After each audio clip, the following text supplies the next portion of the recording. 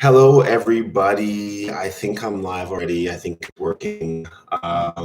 So today is a rainy day in Windsor. It's Chloethedev here. Hope you're all doing great. I just realized I was on my phone. It was pretty cute. My mom knows the price of Bitcoin. I think that's pretty amazing. We've been using ShakePay.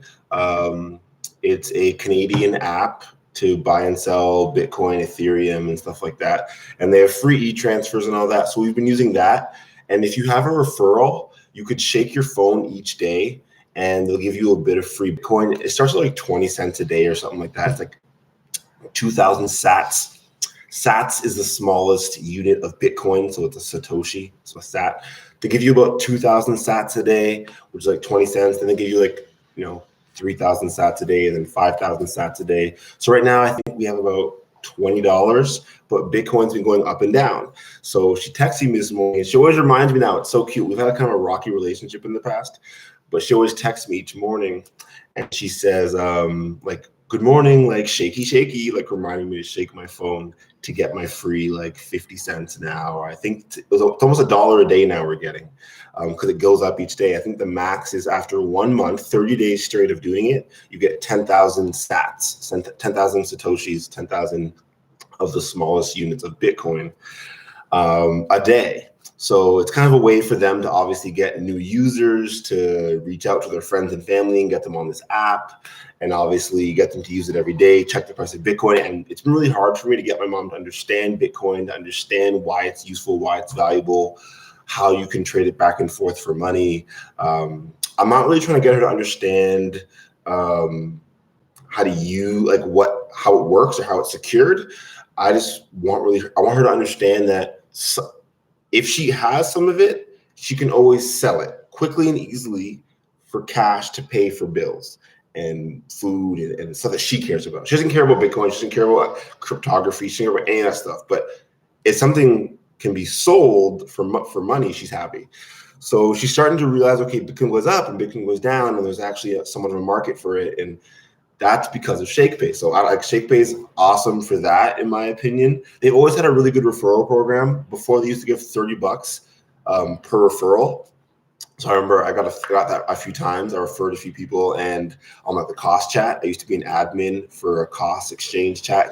It's a cryptocurrency exchange in Singapore. So now I was an admin for their Telegram chat, and I think maybe one of their other chats, Slack as well, maybe at one point in time.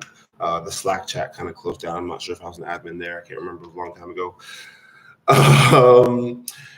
But I gave my some people in that chat were Canadian. People from all over the world. Some were Canadian, and they used my referral code. And they gave $30 to me and the other person if the other person spent $100 or something like that. And I was like, whoa! Like they were losing money. But they're a small company from Quebec. They started with $1 million in seed funding. And now they are huge. They're doing great. And now their new promotion is they still have a $10 promotion. If you use a referral code, they'll give you and the referrer $10, which is awesome still. Like, I mean, that's great. I think that's like what Coinbase does. I think Coinbase might give 20. I know different exchanges give different amounts. But for Canada, anyways, I think ShakePay is pretty good. There's also PayTry or PayTree or whatever, and they're backed by Consensus. Consensus is one of the large companies in the Ethereum space. I guess it's like Joe Lubin and Vitalik created Ethereum. I guess they're like the heads of Ethereum, I suppose. Joe Lubin was like the CEO kind of VC guy, and Vitalik's like the genius brains part, I suppose, is what I take on it, I suppose. So Joe Lubin runs Consensus. They have a bunch of companies. MetaMask, you might have heard of them. Infura, they run that. They run so many just huge blockchain projects. So they're kind of trustworthy, and they're kind of streamlining what they do. Now they're becoming like a company that just owns all these huge blockchain companies running Ethereum to kind of bootstrap the system and get other companies that are able to run it securely. So with that, one of their companies is actually a Canadian company that does exchanging from fiat, so Canadian dollars, e-transferring for free, because in Canada e-transfer free, and you can buy stable coins at 1% fees, which I think is actually a bit cheaper than ShakePay, because ShakePay charges 0 fees, but they have a spread of about 1 point. What is it? It's 1.25 or 1.7. I think it's 0.75 on the buy and 0.75 on the sell. Oh wait, so honestly, I think ShakePay might actually be cheaper. I can't remember if it's under 1% or above 1%. I don't trade that much anymore. Antigua destroyed my finances trying to run a charity out there. So I pretty much have been selling my crypto slowly. It's been quite sad to a point now where I pretty much have no crypto. I have a little bit here and there. I have some locked up in some smart contracts like P-Link Hub. But for the most part, I don't have any more crypto, which is kind of crazy.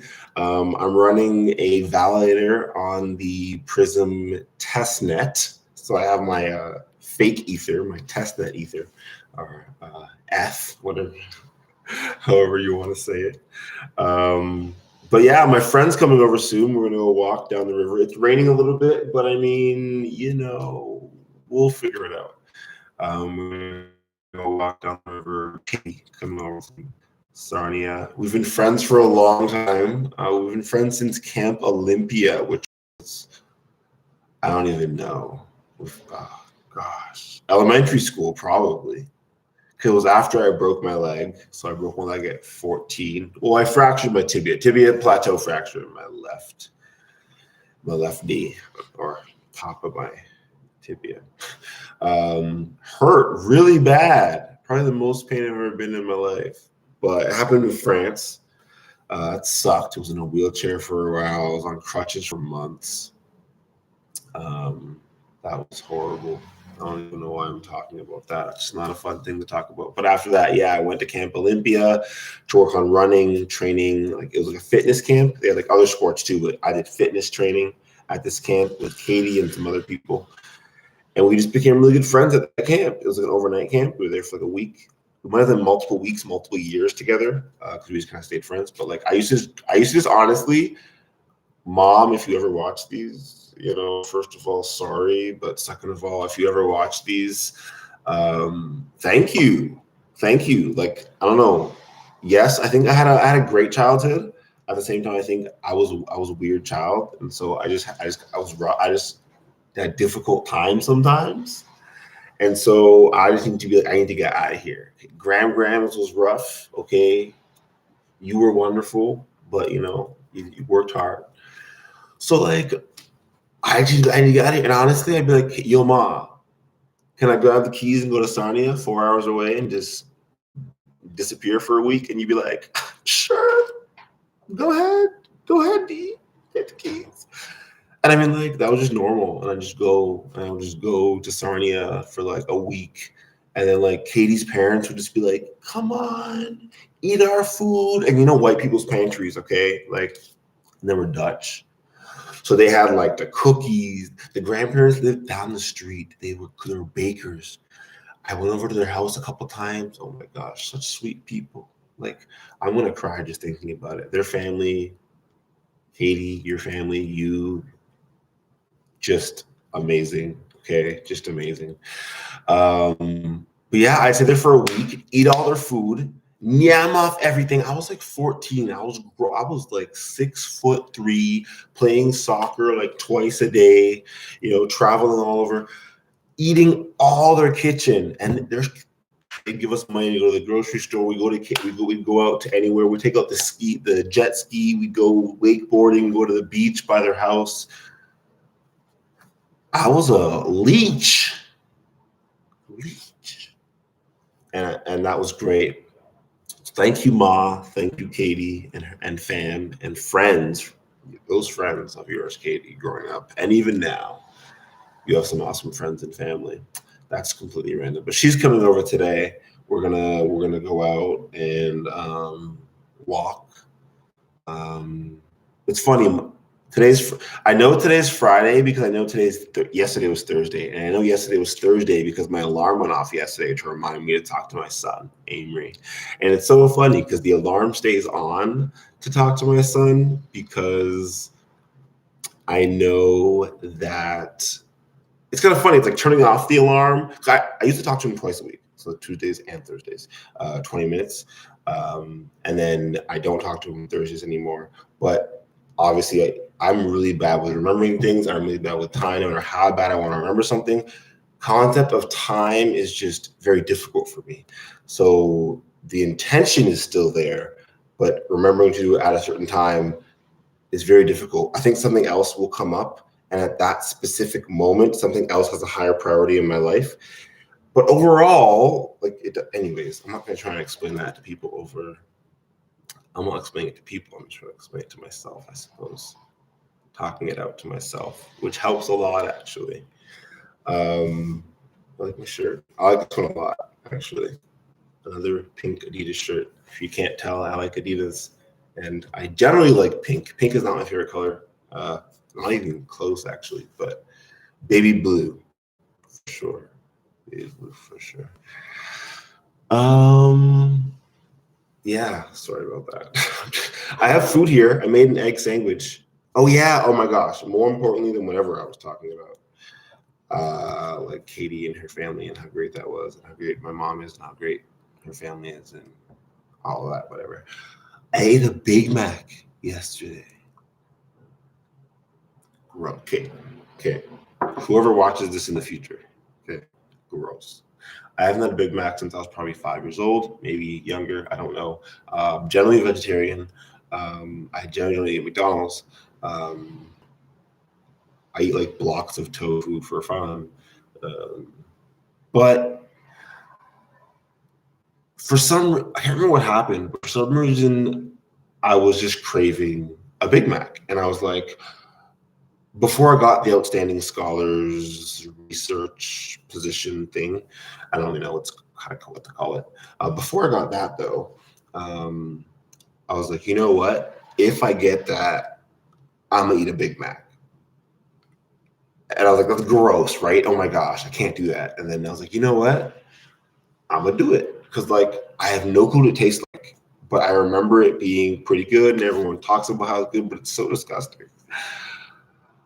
But we got them, and we got home, went to the drive-through like 10 at night, Windsor. It was all right. It was cool. It was pretty quick. It was pretty cool. They have a little machine that they just put the machine under with a glove on, and you tap your card, okay? You just, out your window, you just tell them what you want, and they just hand the bag to you. They slide a little door open, like they're hiding from you. It's all pretty efficient. Eventually, I'm sure it'll be on a conveyor belt, to go out to you, so they won't even have to interact with you. And I'm sure that the machine to tap will just reach out to you as well. There'll be no human, there's no need to interact with a human in a drive-through. So I'm sure that will change pretty soon.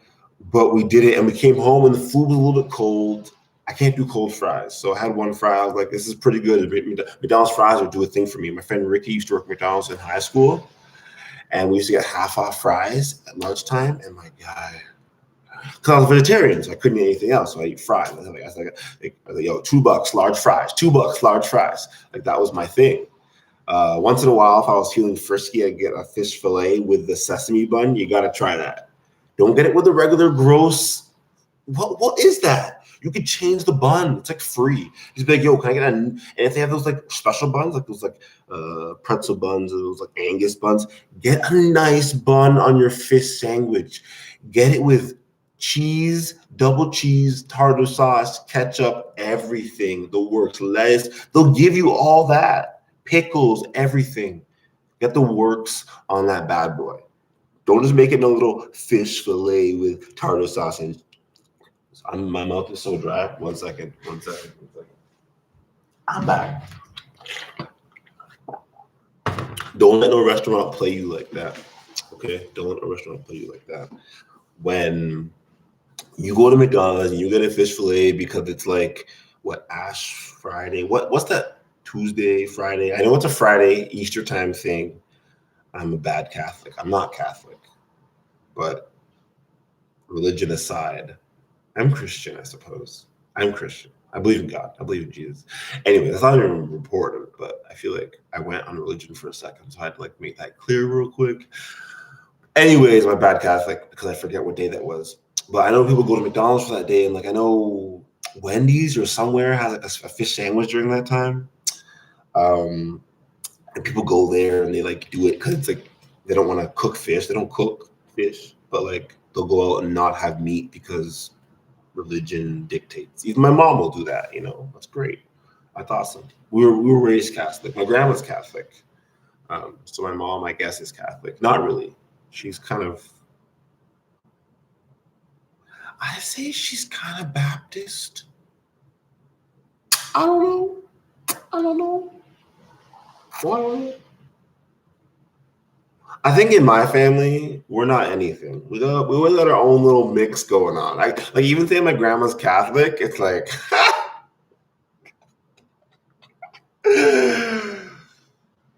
my grandma is grand's Catholic. And my mom is my mom, Baptist, and I am me, whatever I am. So we're special people. Did Katie message me? She said, on the way in 5, it just started to rain here. I have a raincoat though. Okay, so I'm going to end this live stream whenever my friend Katie gets here. And I'm going to be like, awesome! Yeah, I'm pretty excited. The first time when I got married, I didn't see her for a really long time. Sarnia is far. When you get married, you have commitments and you have a baby, and then you don't get to see any of your friends. And that's just sometimes how life goes. But then all of a sudden, I started dating by connecting. Okay. Well, I'm gonna wait for a second. Okay, apparently it's connected now. We're gonna keep going. I started dating Bianca, and babes, how soon after we were talking we went to Sarnia? Like a week into dating. No, I was talking to you. No, when I first went. When you went by without me. I went without her once. That's when we were talking. The next I went without her when we were talking. But literally, once we started talking, I started going to Sarnia. Like literally within days of talking to this woman, I'm heading to Sarnia for like days at a time. I go with my brother, Malcolm. Like that's how awkward. It was awesome though. It was wonderful. Me and my brother have gotten so much closer over the past like 2 years. Yeah, literally the same summer I met Bianca, me and Malcolm worked for my dad for like 6 months. Well, before that, me and Malcolm worked together for my dad ever since I got divorced.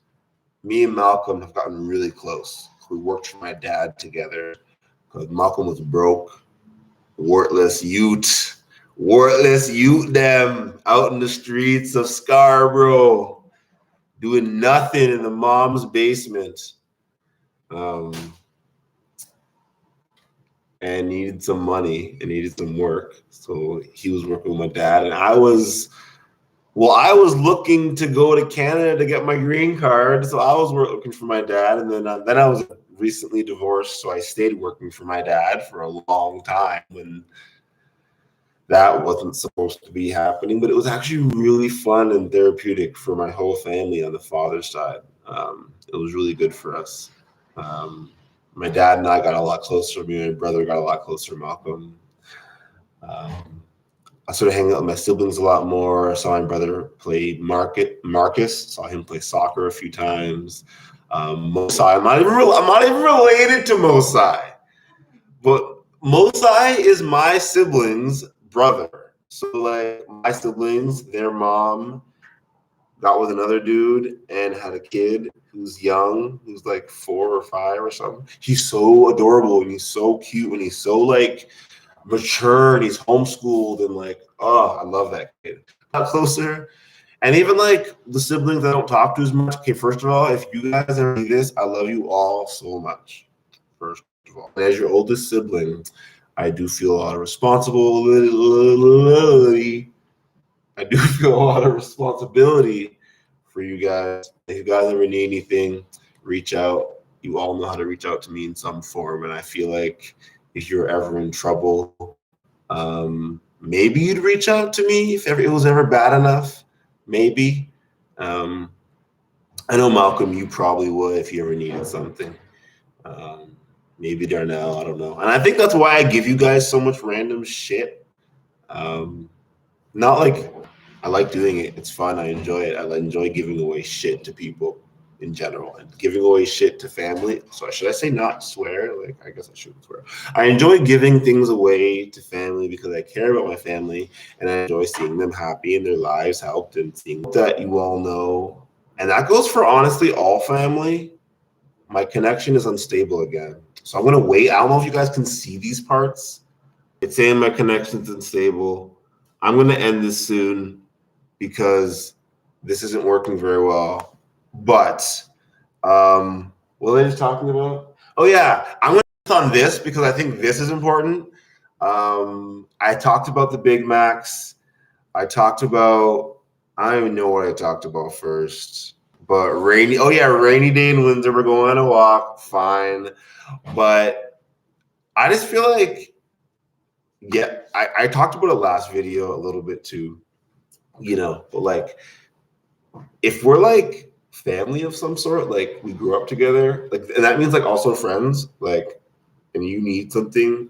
I know that means like, it sounds kind of weird. Not need something isn't like money, even like you need to talk to someone or like you need to shoot a business proposal off of someone or like have someone read your thesis for a person, or like you have a business proposal and like you want to make sure it sounds good for your boss, or like your kid has a speech and they want to do it in front of someone, like, so need something. That sounds so negative, but I don't mean it in a negative connotation. But like if I grew up with you and I know you at all and you need something, feel free to reach out. I might say no. I think rejection's okay. You might not reach out to me. That's kind of getting rejected, isn't it? I don't know. I might say no in PPC, or I might say later, or I might say, hey, that might take me a month to do, but I'll do it. Or I might say, yeah, I'll try, and I might forget. Or I might say, I'll do it, and that might not happen. But reach out to me. I might do it. I'll try to do it. I'll try my best. And definitely if we're family, I mean, if you don't even know me, but you feel like you might connect with me, feel free to also reach out with me. I might need a little more than a random hey to like fully interact with a stranger. I have a little bit of social anxiety. Okay, a lot of social anxiety. So talking to a screen is actually very easy for me. It's talking to myself. And this is what my brain sounds like all the time. This is actually a slow version of what my brain sounds like all the time. Anyways, so right now I'm just talking the way I would talk to myself 24/7 in my head to a screen. Very easy for me to do. Doesn't matter whoever sees this, because at the end of the day, I think that it's worth doing. Improving this, improving what I do, getting better at speaking to somewhat of an audience, filtering my speech in an auditory way. I think that formulating my ideas, I'm an auditory learner in general, and I'm a visual learner. So seeing myself speak, even though I can't hear it back, is helping me to say it once at least. And I'm never going to listen to these ever. It's never going to happen. But I definitely hope that they help somebody in any type of way with something. So genuinely, the point of this is to establish connection with myself, with those around me, with those who might see this, and to continue to record my life for whatever that's worth, for the alien race that finds it 300 years from now in some random database when they search it on the archives of some random Google they find. If they could even read our tech, that'd be funny, eh? We're going to Mars anyway. Thank you, Elon Musk, for that. Like, honestly. I wonder if Katie's here. Okay. Either way, I'm going to end this stream. Thank you so much for not listening. I appreciate you all. Hope you're all having a wonderful day. Love you all. Thank you for being part of the Chloethedev experience, Unfiltered. Like, as always, if you ever have a question, please ask it. I will be as honest as possible. This is supposed to be a safe space, so I will block you if I need to. And if you have any concerns, comments, questions, critiques, anything you want to hear, I'm probably going to do some interviews, probably live, probably with Bianca. Maybe I'll have someone come. I don't know. I think it'll be funny, but we'll see.